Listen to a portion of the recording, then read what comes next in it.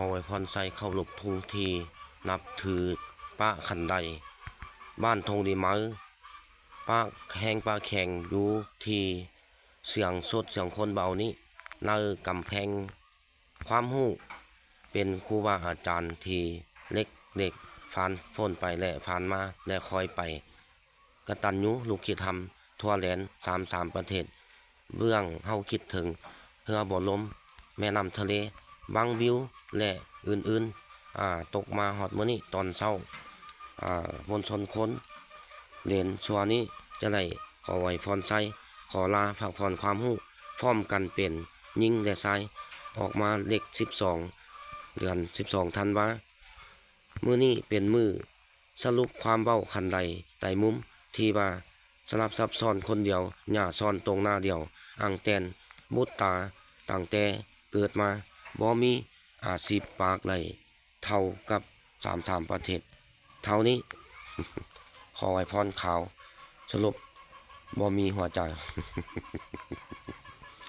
ในตอนเช้าตรงดีเนอะ สาธิตของเมืองที่ว่าเบื้องหน้าเบื้องหลังกตัญญูที่ว่ามาไหวสองนาง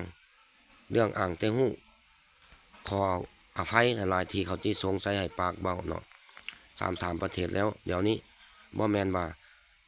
2551นี่บ่แม่นว่าบ่เป็นเลข1และยิงและซ้ายนี่แม่นๆแต่ว่าป่าป้องเปลี่ยนว่ากองหู้กองฟัง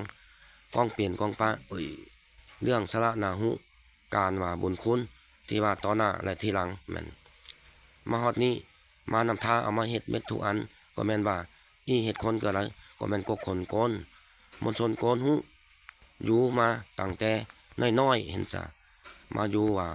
ล่วงนำทาตั้งแต่ก่อนคือเก่าเลข1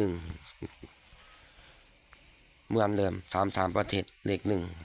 1โชคดีนะยิงและซ้ายเด้อ ทางน้อยและใหญ่หน้าโลกกว้างสุดสายตาโชคดี แท้ๆความจริงนะ นกกันตองเอ้ย